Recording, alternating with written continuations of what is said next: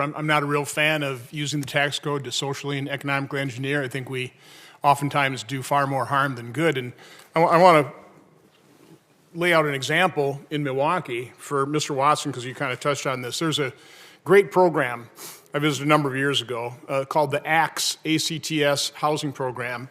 They had an opportunity because there are all these homes, built in the 20s, 30s, wonderful construction, but they're in foreclosure, and so this program could buy these homes literally for a few $1,000s, then working with the banks, making low interest loans available to low-income individuals.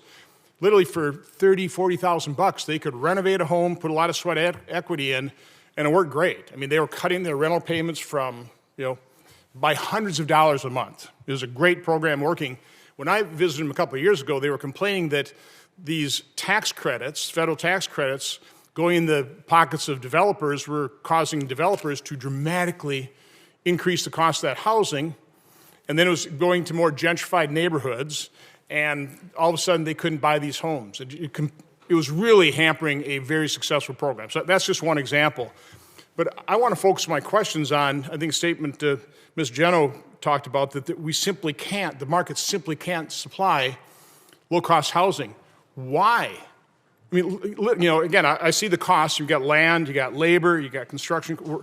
Let's go through that. I mean, for example, in Wisconsin, the average cost of a family home is somewhere around $250,000. With the trade wars, the cost of lumber was, just a year or so ago, $35,000 was an increase per new home construction. The lack of workers. So again, Mr. Calabria, can you just talk about those factors? What is government potentially doing, making impossible for the marketplace, which should not be impossible? I very much share your frustration, Senator. Let's set aside the number of households who would have zero or near zero income who can't afford anything, and we'll come back to them. But the reason the market is not filling the needs of affordable housing is because we aren't letting it. And we need to remove those barriers, predominantly at the state and local level, some at the federal level. And then for those households who cannot afford it because their income is zero or near zero, we should do. So again, let's zero into those barriers. I mean, how much do we drive up construction costs by all of the environmental regulations we put on products? Drive up the cost of a washing machine or a range or whatever. What again, the trade wars and driving up the price of lumber. Can you, specifically talk about what government, how government drives up the cost of every component in construction? So a recent National Association of Home Builders study, I think done in association with Sharon's organization, found that the cost of regulation was about 40% of the cost of development of multifamily. Personally, I think that's probably an underestimate in terms of taking in zoning into account. But we can see so this. Put that in dollar terms, 40%. So if a standard multi is $1 million bucks, I mean, that's $400,000 added cost that wouldn't have to be there. Now, some of those regulations may be necessary. Maybe the cost is some. I'm not sure all. I think a good way of looking at this is we can see very similar units in places like Texas that are built for $200,000 that in places like California may even approach $1 million, as you mentioned. So there are places where we've shown you can build housing, you can build it affordably, you can be accessible. We know how to do this.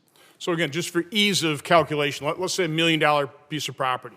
If the cost regulation is $40,000, what is the benefit of a tax credit, Mr. Watson? Clearly, the low-income housing tax credit and these other credits are just offsetting some of this, added regulatory. Well, that's the point I'm trying to make here. Overall, we're a dog chasing its tail. Exactly. We're causing the problem, driving up the cost by 40%, and then we're offering what percent relief from that burden? That's the question I'm asking. Can you put a percentage to it? I'm not sure if there's a strict percentage, but I think I think you mentioned this, is not only is it the regulatory and these other costs, material costs, but we really shouldn't be adopting policies that magnify that. I think you mentioned the trade war being one, and others that are just going to erode the value of the credit. And I think the zoning issue is really important too, because to the extent, I think Dr. Calabria said this, that supply is constrained, that may actually magnify the amount of the benefit that's just going to the developers and not to those low-income So it's extremely important to put numbers to this so we can understand the root cause. So again, we're not chasing our tails. And again, the root cause is regulation increasing this, trade wars, a worker shortage. We need to focus all that. And by the way, a simpler and more rational tax code would also reduce costs for people as well. So rather than make it more complex, add another barnacle onto the ship of state, slow it down even further, we ought to talk about scraping the barnacles off. Thank you.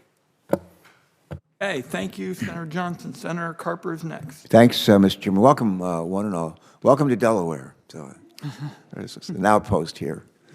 Thank you for joining us. Thank you for